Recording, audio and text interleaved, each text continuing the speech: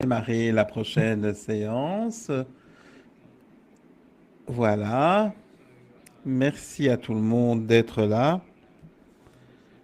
Nous allons donc terminer par cette séance aujourd'hui.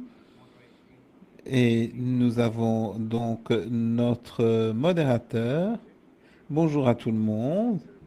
J'espère que vous m'entendez correctement. Merci beaucoup pour cette opportunité qui m'est offerte d'être le modérateur de cette séance sur le financement. J'aimerais donc présenter nos différents intervenants. Monsieur Desoski, qui est donc un expert à ce niveau. Et puis nous avons René Pierre, qui est un spécialiste en investissement. Et nous avons Alexis Casso, qui est un partenaire. Et j'aimerais donner la parole aux différents orateurs pour qu'ils puissent se présenter et présenter leurs différents exposés. Ils le feront mieux que moi-même. Teda, est-ce que vous voudriez commencer? Merci beaucoup. Et merci à la Banque mondiale pour l'invitation. Et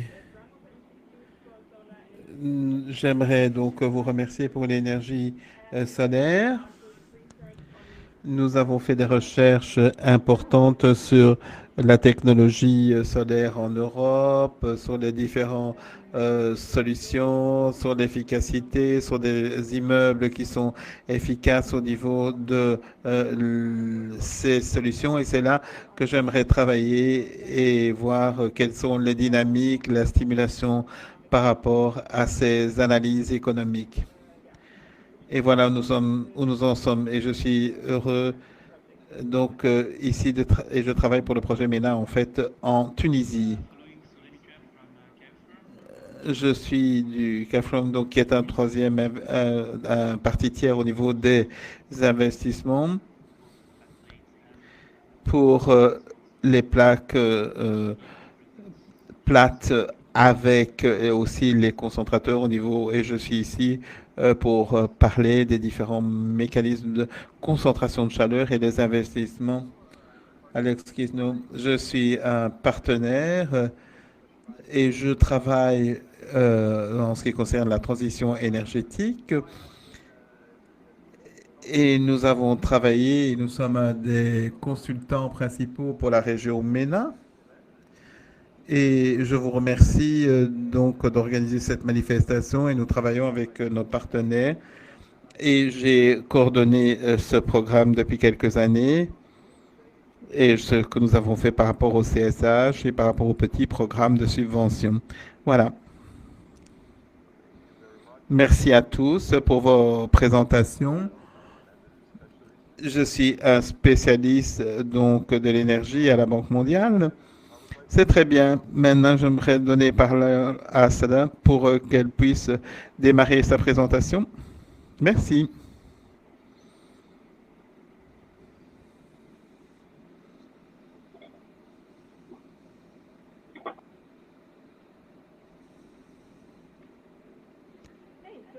Très bien.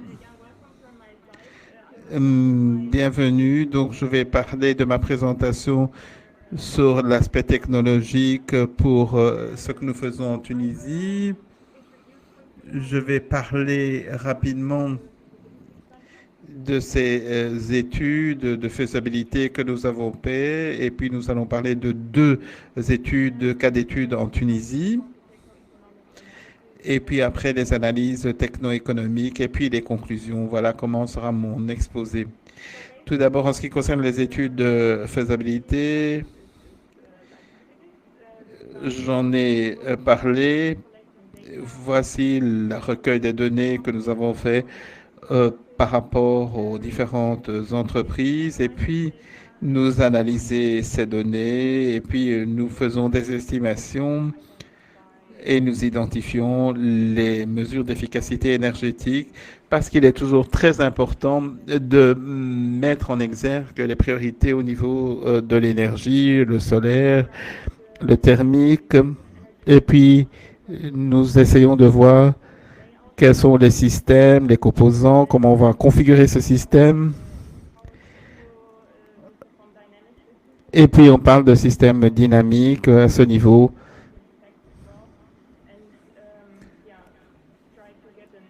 Et nous essayons donc d'avoir différentes idées par rapport au processus et en recueillant les données, nous pouvons donner donc une évaluation économique et comment on peut optimaliser les structures et le design des installations.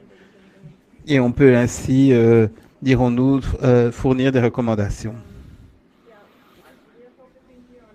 On se concentre sur différents types de collecteurs, les paraboliques, les collecteurs Fresnel linéaires. Et puis, nous avons deux entreprises qui se trouvent dans le centre de la Tunisie et une autre dans le nord. La première étant des produits laitiers et la deuxième de textiles. Et elles ont des consommations plus ou moins similaires de 20 et 24 gigawatts heure.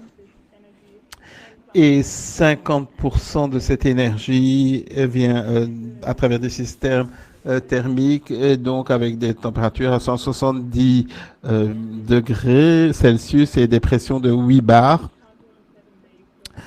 En fait, ce sont des entreprises qui travaillent 7 jours sur la semaine et l'autre 6 jours sur l'année. Une travaille avec du LPG et l'autre avec du fuel lourd. Et les prix de l'énergie est de 4,5 centimes d'euros au kilowattheure et 2,5 centimes au kilowattheure pour la compagnie textile, la firme textile.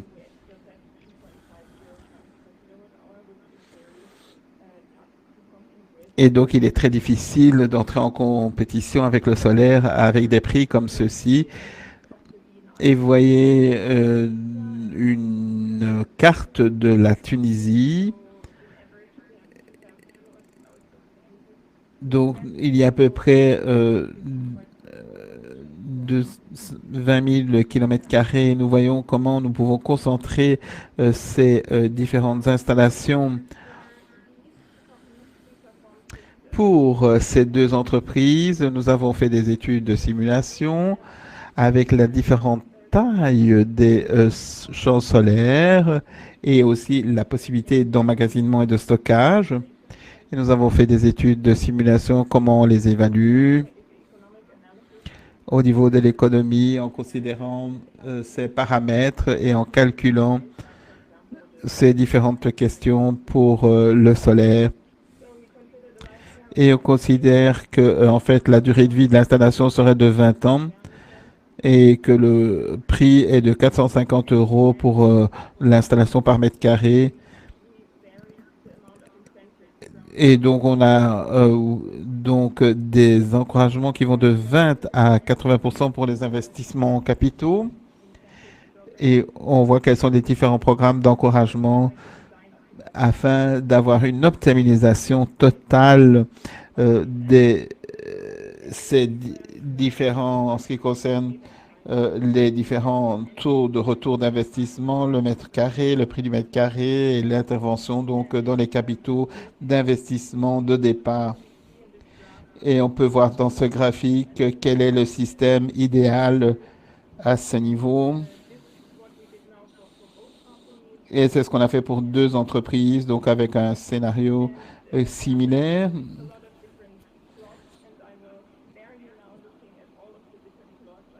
Je vais vous montrer donc les résultats de cette étude par rapport à ce graphique. En ce qui concerne le retour sur investissement, il était de 5 à 10 ans pour la première entreprise et de 10 à 18 ans pour la deuxième entreprise. On peut commencer avec la deuxième entreprise en bleu. Donc, le taux de retour sur l'investissement était de 10 à 18 ans et donc ça, c'était assez important et haut. Sans encouragement, ce projet n'aurait pas été faisable pour la deuxième firme.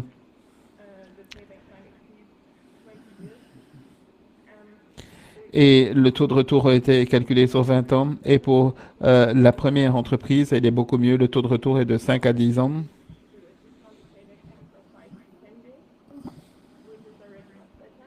ce qui est déjà bien meilleur. Et la différence, à ce niveau, nous allons voir comment ces coûts, en fait, vont être importants et comment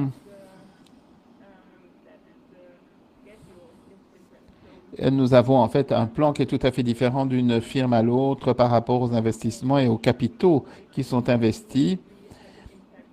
Et cela a un impact direct.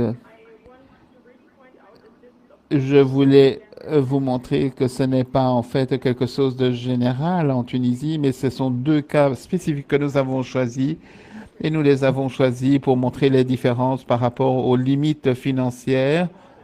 Et nous savons que parfois il y a des choses qui nous empêchent d'aller plus loin par rapport aux barrières, aux handicaps, aux obstacles. Et il est important de voir comment on va mettre les choses en marche sur le marché. Et je pense que le taux de retour sur investissement, évidemment, est un des obstacles ou un des handicaps à ce niveau. Mais nous savons que, d'après l'expérience, il faut voir comment les entreprises vont prendre leurs décisions par rapport à ces facteurs. Et donc, parfois, il faut voir des taux de retour après 3 ans, 5 ans. Et je crois que planifier et voir l'avenir est toujours quelque chose de difficile par rapport aux produits, par rapport aux solutions et par rapport aux variations sur le marché. Et ceci nous donne en fait une idée en fait du risque d'investissement. Il faut connaître son client, il faut savoir ce qu'ils veulent et comment on peut mener à bien, dirons-nous, les choses. Par rapport, il y a en fait aussi des leviers au niveau technique qui permettent de réduire le temps de retour sur l'investissement par rapport au coût élevé de l'énergie, par rapport aux différents systèmes de chauffage, par rapport aux différentes chaudières. Et nous avons fait une étude au niveau de l'impact économique. Et puis, nous avons vu comment nous pouvons travailler avec un processus qui est fiable pour une usine qui travaille 7 jours sur 7, parce que lorsqu'on arrête un jour, il y a 20% de différence évidemment par rapport aux données. Et puis, il y a la dimension évidemment de l'installation, comme on en a déjà entendu parler dans la séance précédente en ce qui concerne ces questions par rapport à ces systèmes de concentration, par rapport à l'intégration. Et nous allons voir comment nous allons travailler à ce niveau par rapport dirons-nous, compensation à ce qui concerne le système solaire que nous allons adopter, où il n'y a pas besoin en fait d'emmagasinement ou de stockage, et comment on peut aussi travailler avec des processus donc de stockage technique. Très bien, je vais finir avec, voici mes conclusions. Donc, la Tunisie a des conditions favorables à ce niveau. Et nous avons donc la possibilité pour une centrale de travailler une concentration solaire. En fait, on pourra avoir des taux de retour sur investissement plus bas et, et nous aurons des mécanismes de financement qui sont importants pour les compagnies, qui restent toujours un risque pour les entreprises. Et il faudrait trouver aussi des plans d'investissement et d'encouragement à l'investissement pour dépasser ces obstacles à ce niveau et réduire les barrières. Et on peut encourager donc ces différents schémas d'encouragement financier pour arriver à trouver un volume sur le marché à ce niveau qui permet de réduire cet obstacle.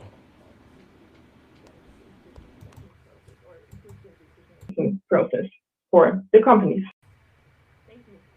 Merci beaucoup. Merci beaucoup, Teda, pour une présentation très intéressante. J'aimerais maintenant donner la parole à Alexis et après, Pour tous les participants, on va faire une question-réponse après toutes les présentations. Donc, Alexis, la parole est à vous. Très bien. Je vais partager mon écran. Bon, j'espère que vous voyez mon écran.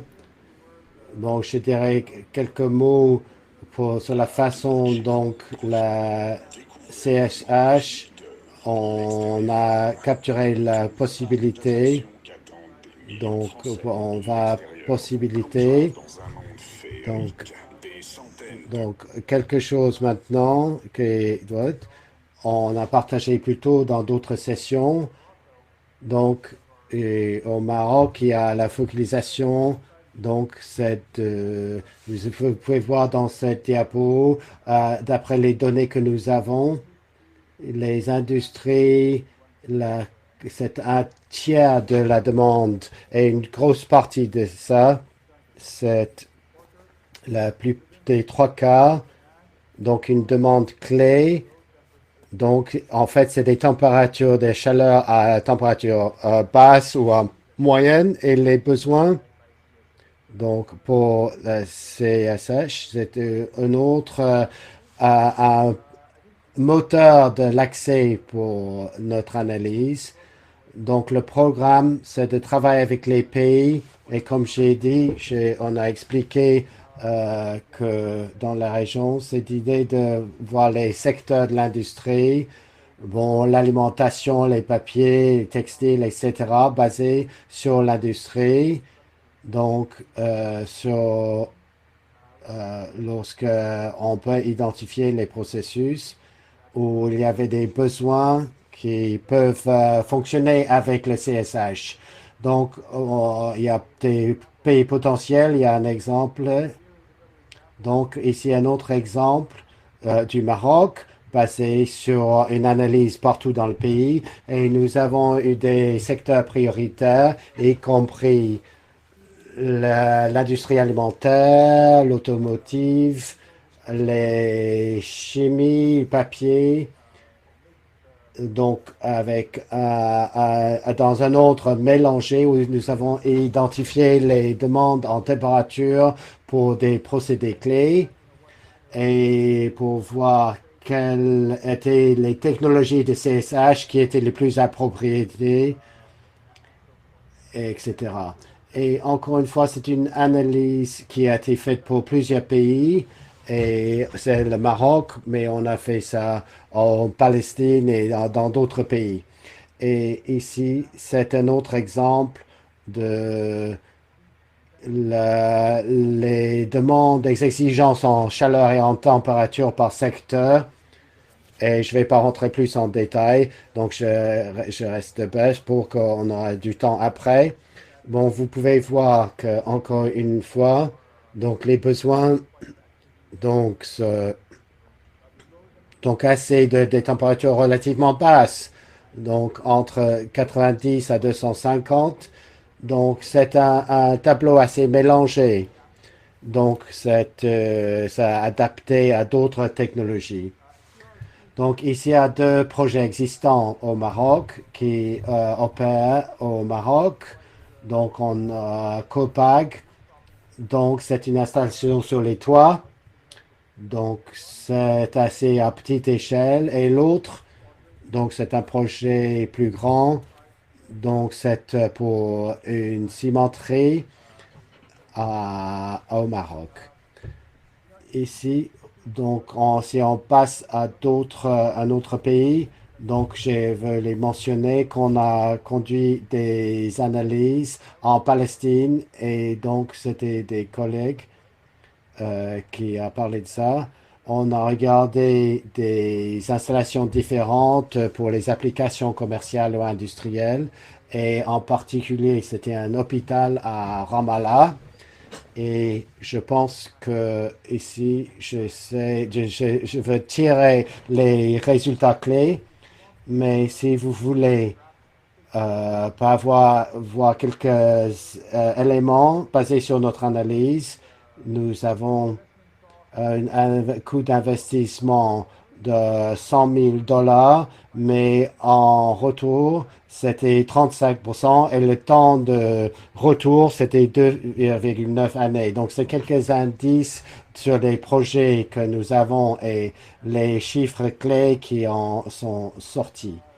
Donc, maintenant, donc, pour ce genre de projet, au-delà des incitations économiques, où on peut voir que 45% de la consommation en carburant a été économisée, et ça c'est plus de 100 000 litres de gasoil d'économie par année.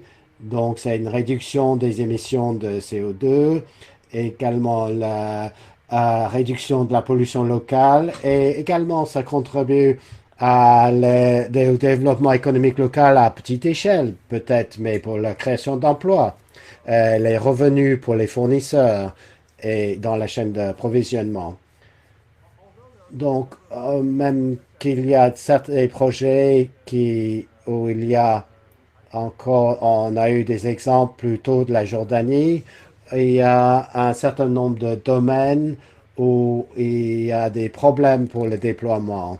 Et un obstacle majeur que nous avons rencontré, c'est la question de la sensibilisation de ces technologies solaires et leur performance. Il n'y a pas beaucoup de projets clés ou projets phares qui sont de bons exemples des réussites et qui peuvent être une source d'inspiration pour des applications des clients industriels ou commerciaux et dans la région.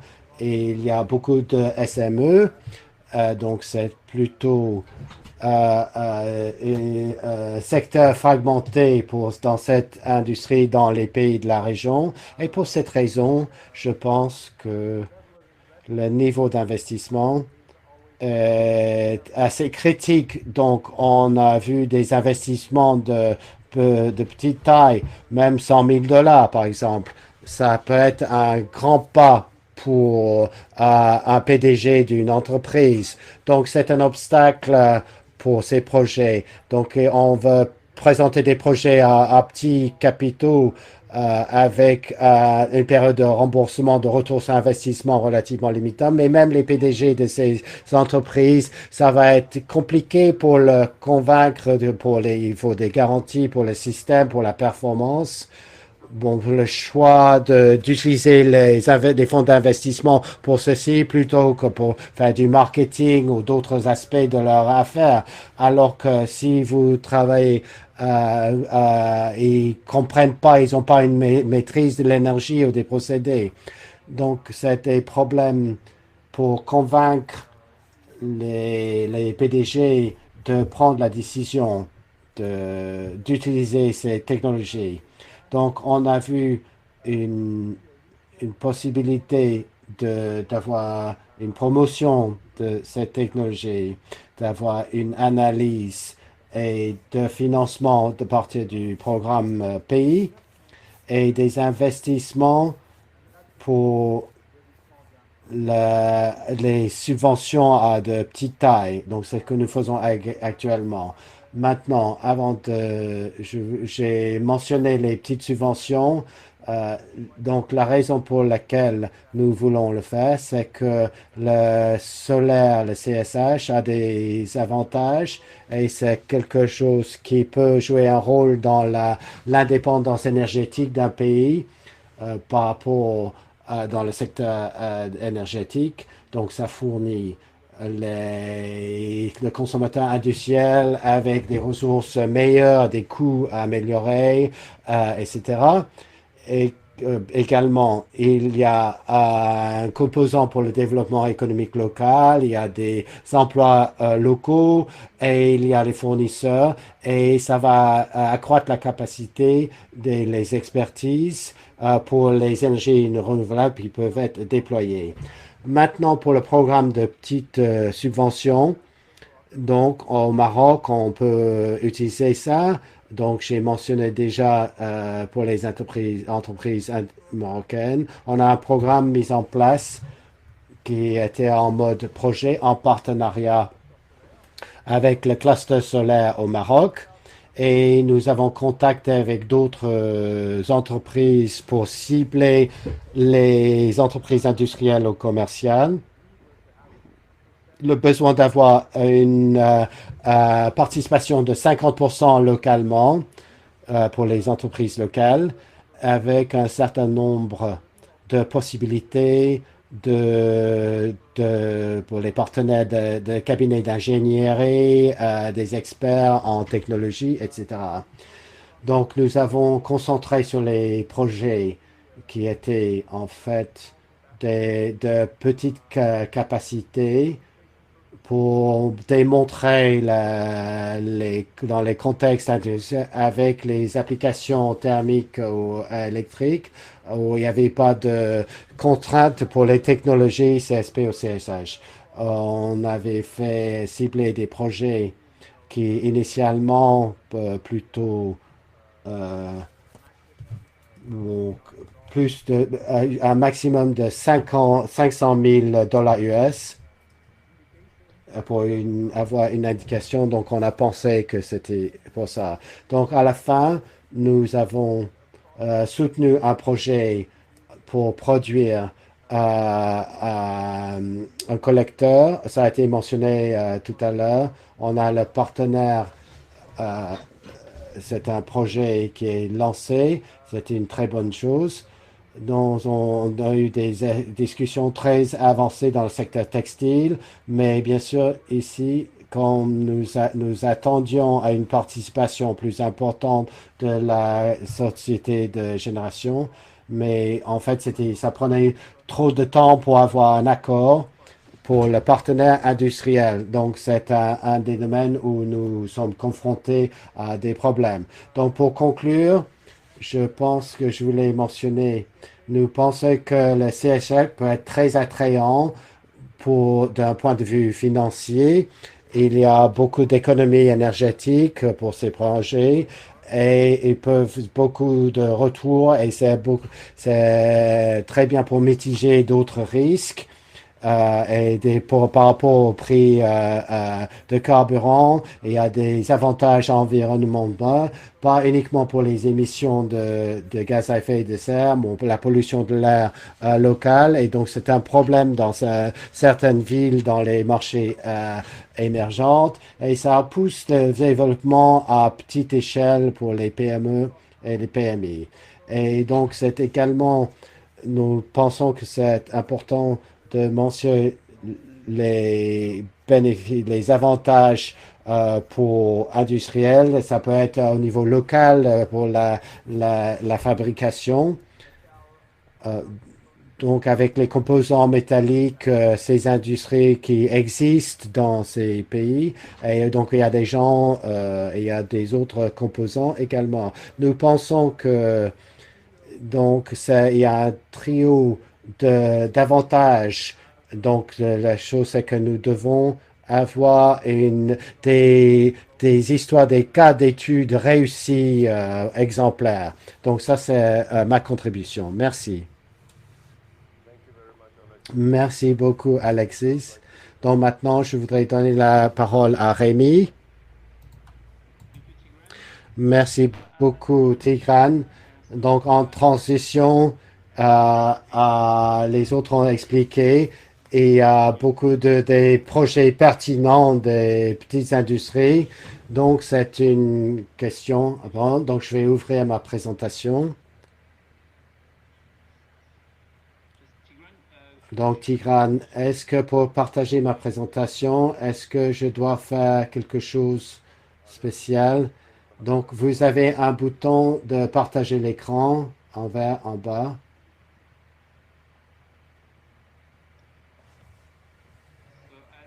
Voilà.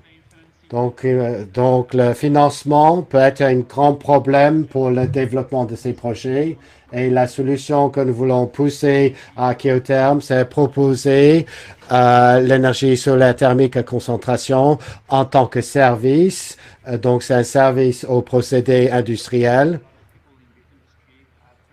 Je pense qu'il y a beaucoup dans l'industrie qu'on peut proposer des bons projets aux utilisateurs. On a les réponses, c'est très intéressant, mais en fait, si c'est trop loin pour avoir le retour sur investissement, donc je peux pas soutenir des projets. Alors que si vous venez à l'utilisateur et vous dites que je vais m'occuper de l'investissement et je vais vous vendre l'énergie par kilowattheure, ça va aider. Donc, c'est parce que l'énergie thermique à concentration, donc c'est intensif au niveau des capitaux pour les projets. Et donc, c'est compréhensible pour les utilisateurs industriels pour investir dans le métier clé. Ils vont mettre ça, c'est une priorité. Et souvent, et c'est une question qu'on doit prendre en considération. Également, les utilisateurs finaux dans l'industrie textile, par exemple, ils peuvent avoir des ingénieurs et techniciens, mais ils sont pas utilisés, ils n'ont pas l'habitude d'étudier, d'analyser ce genre de projet. Donc, ils peuvent être stressés pour investir avec un investissement en capital très intensif pour évaluer, ils sont pas capables pour évaluer l'efficacité. Et pour toutes ces raisons, je pense que c'est vendre l'énergie en tant que service sur une base horaire. Donc, en dollars par kilowatt-heure, ça peut être une grande assistance pour développer cette industrie. Donc, une autre autre thématique, c'est que ce qui est important, si vous allez à un client industriel, je vais m'occuper de l'investissement. Vous avez toujours avoir le coût compétitif de l'énergie. Donc, si vous allez à une laiterie, par exemple, dit que je vais vous vendre l'énergie, mais ça va vous coûter 2 fois ce que vous payez déjà pour votre énergie, alors que tout le monde comprend que ça ne réussira pas. Donc, ce que nous voulons souligner, c'est que avoir un coût concurrentiel pour l'énergie solaire, une question importante, c'est d'optimiser le coût de financement. Et je pense un très bon exemple, et c'est l'industrie était très coûteux. On avait des prix, des tarifs qui étaient très élevés pour le mégawattheure. Et alors que le PV est devenu efficace parce qu'on a optimisé tous les coûts et le coût de financement. Et maintenant, si on regarde l'industrie PV, donc c'est efficace par rapport au coût. Et ce que nous avons l'intention de faire à Kyotherm, c'est de faire la même chose, d'avoir des coûts optimisés pour le capitaux, pour réduire les coûts de l'énergie et mettre en place des projets, autant de projets de possible. Mais afin de le faire, nous devons avoir une très bonne compréhension de chaque projet par rapport au risque et pour pouvoir attribuer des risques aux différents risques et les attribuer aux différentes parties prenantes. Voilà ce que nous voulons faire à Kyotherm. Donc, c'est une société d'investissement spécialisée dans le financement des projets. Donc, c'était en 2011.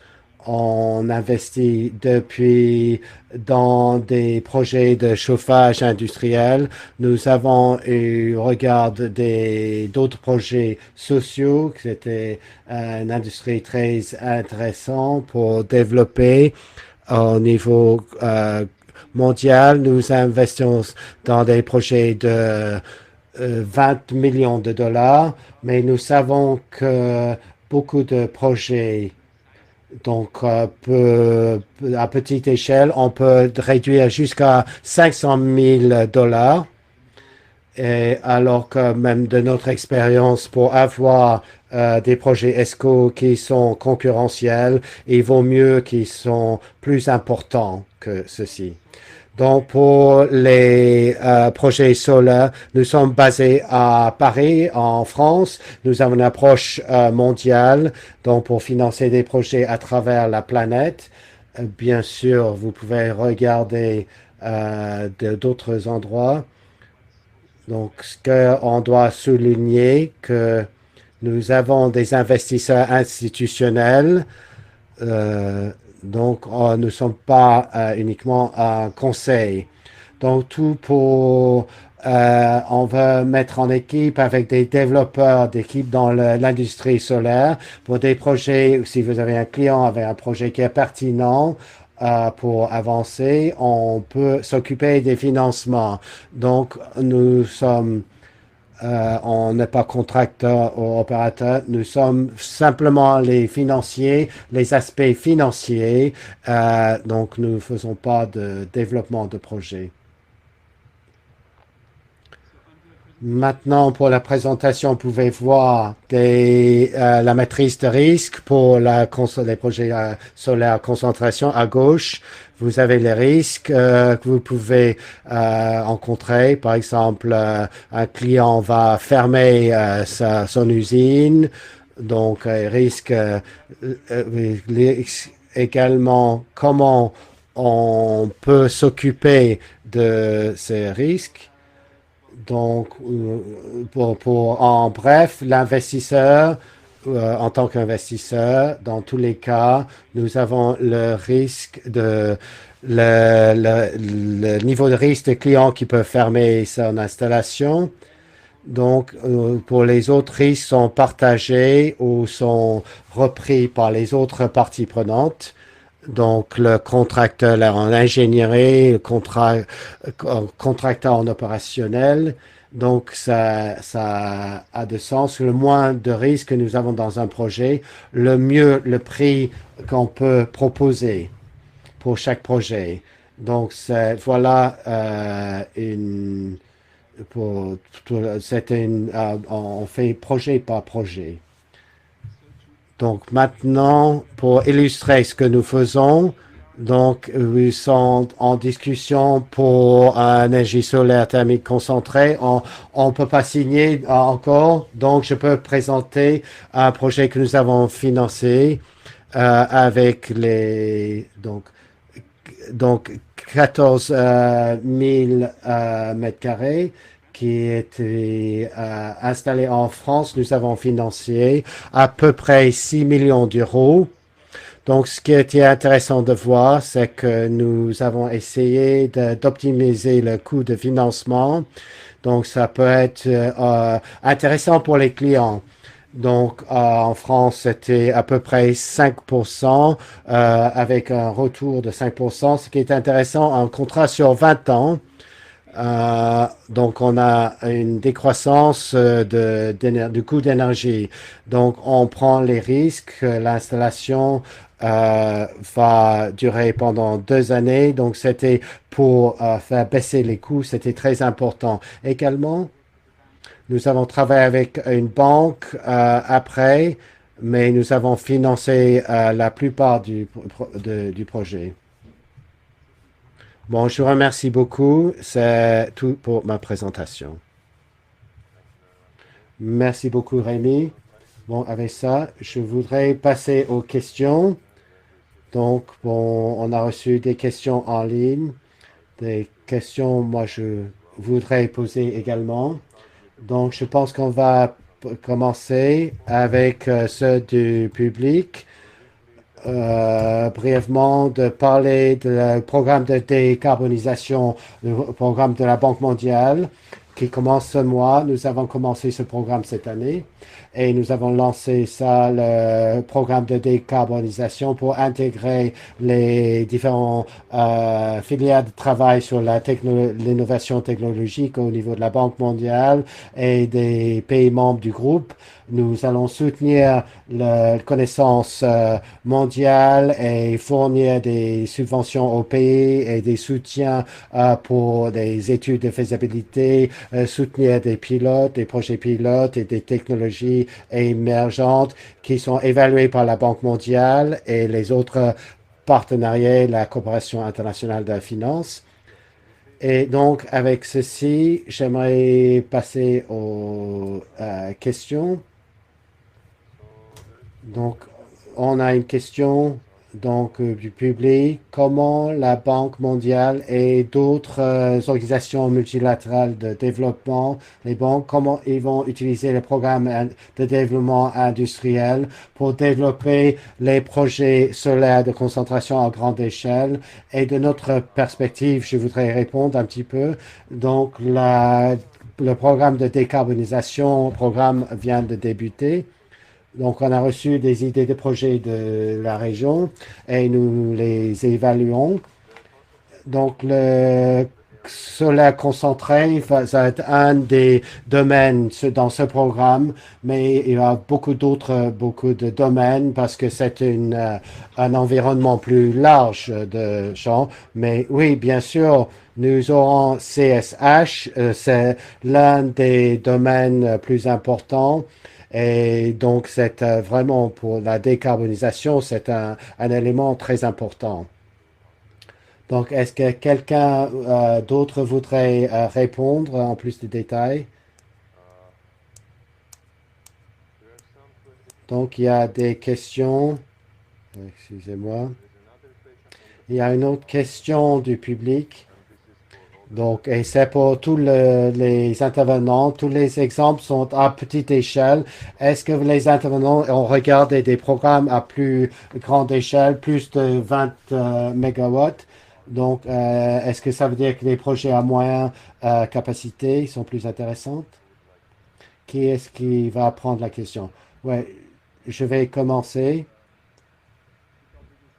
Donc, pour la discussion, je pense que de notre côté, avec ce programme, donc c'était un choix délibéré pour focaliser sur les petits projets parce que nous avions le sentiment qu'il y avait un nombre de grandes entreprises, que ce soit les cimenteries, l'industrie de phosphate ou d'autres, et déjà un certain nombre, en fait, les utilisateurs intensifs à grande échelle, ils avaient déjà des projets d'efficacité énergétique et il y avait d'autres projets énergétiques. Ils voulaient optimiser la consommation, mais cependant, dans les pays de la région, le secteur industriel est très fragmenté. Donc, 90% ou 95% qui sont des petites entreprises ou des petites industries et ils n'ont pas forcément les informations sur les possibilités d'utiliser les renouvelables et en particulier la solaire concentration et ils n'ont pas forcément la capacité en interne pour travailler sur ces projets. Pour ces facilités. Donc, pour cette raison, nous avons pensé que c'était une bonne idée de disséminer de façon très large à travers des industries. Donc, c'était un choix délibéré. Donc, pour cette raison, nous n'avons pas regardé les grands projets. Donc, c'est pas forcément une raison pour laquelle ces projets ne démarrent pas, mais mes autres collègues vont peut-être compléter la réponse. Oui, je dirais que pour les plus grands projets, dans de beaucoup de cas, donc nous avons évidemment un aspect beaucoup plus concurrentiel. Et pour évidemment 20 mégawatts, c'est important. Et nous étudions bien sûr des autres solutions pour moins importantes, mais c'est les... Oui, je voulais vous le dire que bien sûr c'est toujours la question des données pour ces entreprises qui ont besoin d'un grand système, c'est tout à fait facile par rapport à celles qui se trouvent dans des zones urbaines et qui n'ont pas la surface nécessaire pour installer ces différentes structures. Merci beaucoup.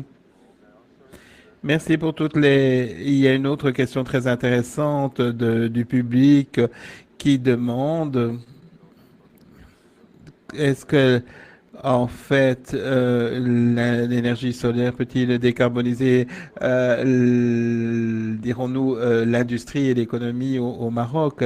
Je pense que ça peut s'adresser à d'autres pays, il n'y a pas uniquement que le Maroc. Est-ce que vous pouvez exprimer vos opinions? Peut-être très brièvement. Je pense que Tella peut aussi compléter sur la Tunisie. C'est un sujet qui est plus ou moins bien, oui, bien sûr, comme nous l'avons vu en ce qui concerne les besoins, les températures pour ces processus industriels. Ils sont très différents les uns des autres et ils sont présents dans beaucoup de secteurs. Ce que nous avons vu, c'est que pour beaucoup d'industries, c'est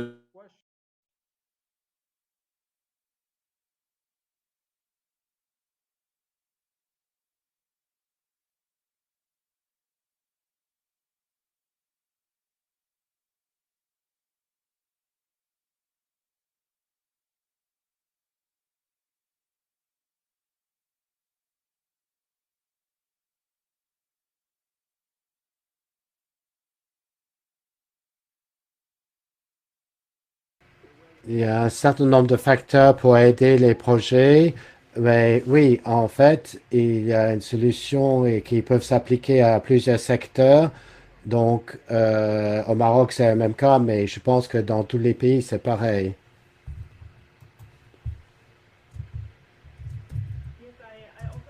Donc, je pense également qu'on peut contribuer au Maroc et dans la région.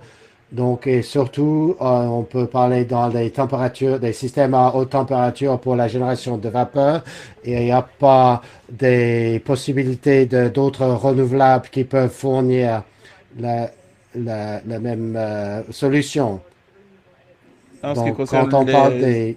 les énergies renouvelables, j'aimerais dire donc nous n'avons eu effectivement des industries peut-être moins compétitives par rapport à certains sujets. Merci beaucoup pour votre réponse. Et il y a eu une autre question qui est tout à fait importante et actuelle. Est-ce que vous pensez, en ce qui concerne ces concentrations de chaleur au niveau du solaire, est-ce que ça sera rentable dans ces pays? Est-ce que vous avez en fait une opinion à ce propos? Je ne suis pas sûr de très bien comprendre la question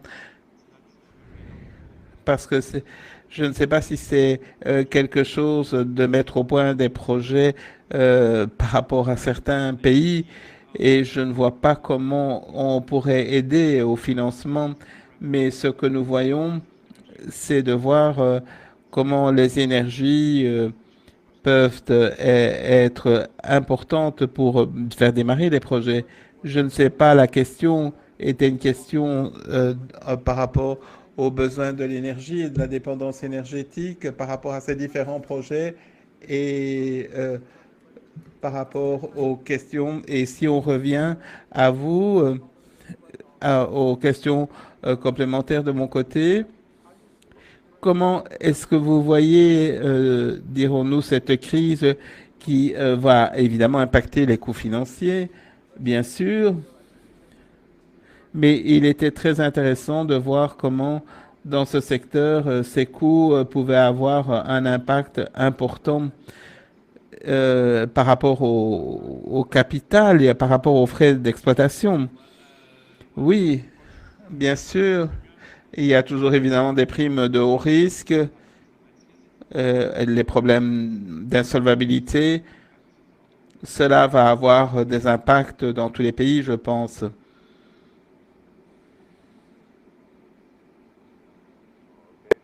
Très bien. J'ai une autre question pour le public plus vaste. Est-ce qu'il y a en fait des requêtes déployées pour l'industrie à ce niveau, des exigences? Je pense qu'Alex peut en parler. Oui, je peux dire quelque chose et mes collègues pourront confirmer ou pas. Il y a en fait des exigences techniques d'un côté qui doivent être liées aux questions d'irradiation et aux heures d'irradiation qui doivent être les meilleures. Et donc d'avoir aussi la surface suffisante au sol ou sur les toits. Cela dépend évidemment des considérations et de l'installation et comment on va travailler avec l'industrie et voir comment ces processus eux-mêmes peuvent s'adapter aux besoins par rapport à la chaleur qui est demandée et à la puissance et d'autres questions qui ne sont pas techniques. C'est la question des capacités au niveau commercial. Et puis, il y a les parties tiers. Mais il y a des entreprises qui ont la capacité pour la gestion ces projets et des projets intéressants, mais qui ont des solutions et qui comprennent ce que cela veut dire à ce niveau. Lorsque une firme s'engage dans un projet comme celui-ci, et pour gagner de l'argent, le taux de retour sur l'investissement est de plusieurs années et cela en fait est important par rapport à la manière dont le projet est géré. Vous avez des risques opérationnels et il faudra les maîtriser. C'est important voir comment la firme peut consacrer toute une série de questions techniques et économiques par rapport à ces projets. Cela n'est pas toujours disponible, mais pour les PME, évidemment, c'est une fragilité, un handicap. Et Rémi peut dire aussi un petit mot par rapport aux institutions financières et par rapport aux questions économiques et aux balances des paiements. Est-ce que vous voulez dire quelque chose? Et quelle était spécifique pour la région MENA? Non, non, c'est pour tout le monde en fait. La question était, bien sûr, c'est pour la région MENA, mais quelles sont les exigences minimales que l'on peut avoir pour des investisseurs commerciaux à ce niveau? Vous pouvez élaborer si vous voulez. Comme on vous l'a dit, ce projet est clé et c'est un projet important pour voir comment les clients vont procéder. Tout le monde sait quelles sont les températures et qui sont importantes. Qu'est-ce qui est important pour le projet? Quel est le point le plus important? Bien comprendre l'urgence du projet et comment on va travailler. Ça, c'est quelque chose qui est important pour les investisseurs dans le projet. Et au niveau commercial, l'énergie donc par kilowatt-heure et kilojoule, cela nous permet de voir quelles sont les performances et quels sont les risques pour le client. Si le client va prendre le risque ou pas, et voir pour les PME si oui ou non elles peuvent le faire parce qu'en fait il y a des personnes qui devraient se consacrer à ce projet et n'ont peut-être pas la main-d'œuvre nécessaire ou les personnes pour étudier ces questions pour la mise en place d'un projet comme celui-ci. Et ce sont les risques de performance, bien sûr. Merci beaucoup, Rémi. Il y a une autre question. Quel est le prix par rapport aux primes aux services? Quel est le concept par rapport à ces questions? Lorsque vous avez donc des parties tiers par rapport au projet, cela va ajouter évidemment et cela va affecter aussi les décisions par rapport au retour financier sur l'investissement. Et vous pourrez penser que c'est en fait des coûts qui vont en fait avoir une importance pour les utilisateurs finaux. Et bien sûr, lorsque ce n'est pas un coût, dirons-nous, supplémentaire, c'est dans les firmes industrielles. Nous avons ce qu'on appelle le WACC, qui sont des données qui nous permettent donc de voir quels sont les coûts financiers. Et si le fait que le WACC soit important, Cela, c'est des chiffres à des pourcentages à deux chiffres. Et si on a en fait des financements qui sont des coûts supplémentaires qui dépassent les 6%, cela peut avoir un impact, bien sûr. Ça dépend évidemment des capacités. Est-ce que vous voulez rajouter quelque chose? Très bien. Une autre question. Et j'aimerais demander donc aux, aux entreprises quels sont en fait les arguments, les bons arguments qui vont convaincre ces personnes. Comment vous allez convaincre les entreprises? Quels sont les arguments qui vont vous convaincre à ce niveau?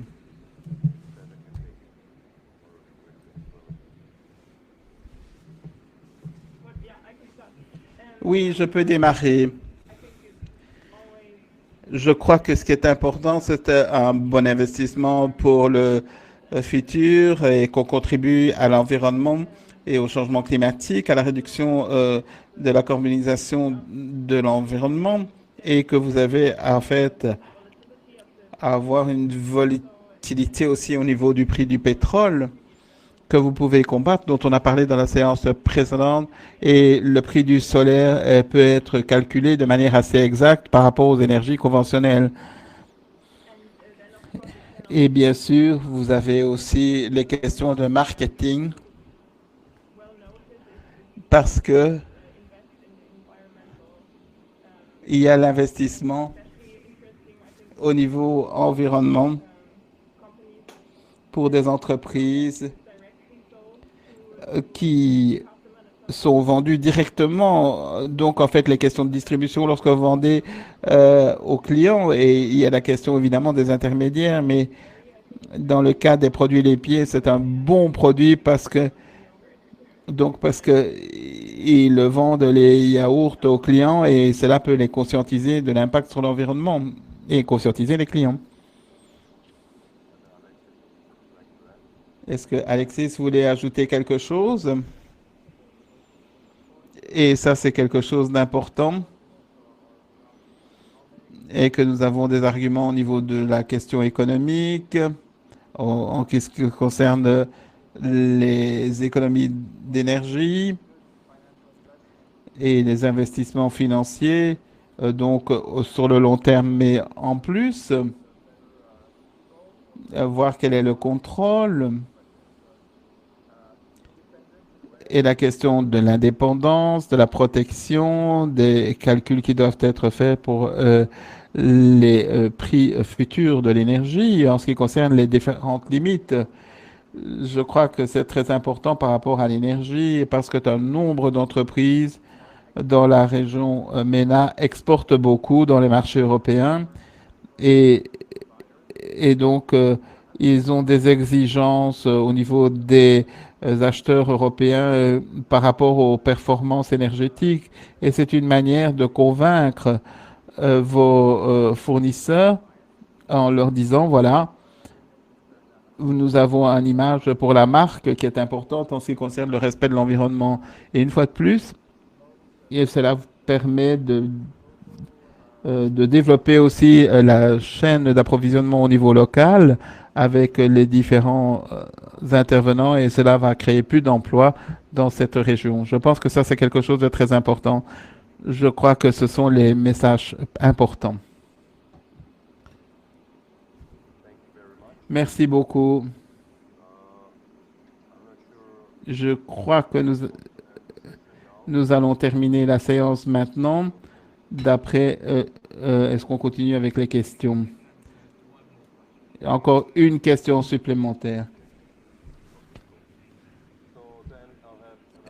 Et j'aurai une autre question de plus par rapport à l'optimalisation des coûts. C'est pour Rémi. Qu'est-ce que seront donc les conséquences pour être plus concurrentiel? Une des grandes questions que nous avons, ce sont les volumes. Pour différents projets, je me référais à l'industrie du photovoltaïque, voir quelles sont les questions de financement, les questions des en fait, des entreprises qui font les panneaux, et cela a un coût et il y a un volume beaucoup plus grand et ça fait baisser les prix et c'était un point clé pour l'industrie et pour les projets que l'on va mettre en place. Et de notre côté, nous sommes très heureux par rapport au code d'optimisation. Et c'est quelque chose de très important. Merci, Rémi. Est-ce que vous voulez ajouter quelque chose?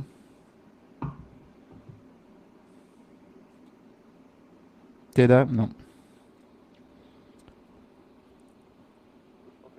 Très bien.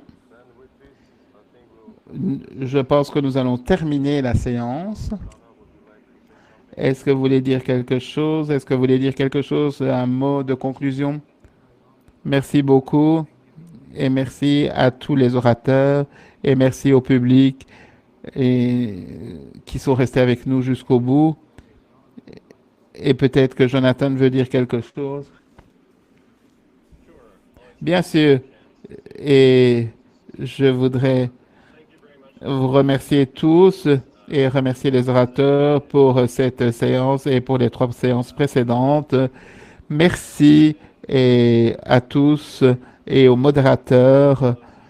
Carlos, vous êtes la face visible de l'équipe, mais il y a d'autres personnes derrière vous. Merci beaucoup pour avoir pu faire cette séance et merci de l'avoir pu la réaliser. Merci à tout le monde pour faire fonctionner ces séances et ces conférences.